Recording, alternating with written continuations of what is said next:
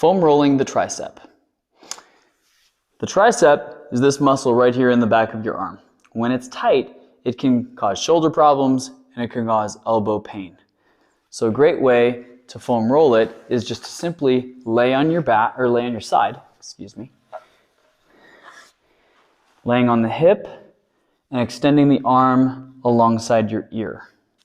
Keep the arm nice and relaxed, and then you're going to roll while rotating the hand inside and outside so you can hit every single part of the tricep.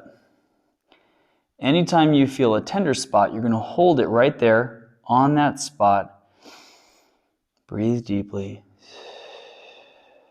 Inhale and exhale, about 4-second breaths. Once you feel that spot release, then you can rotate inside, rotate outside, find another tender spot, pin it down and hold it and breathe. Wait for the release.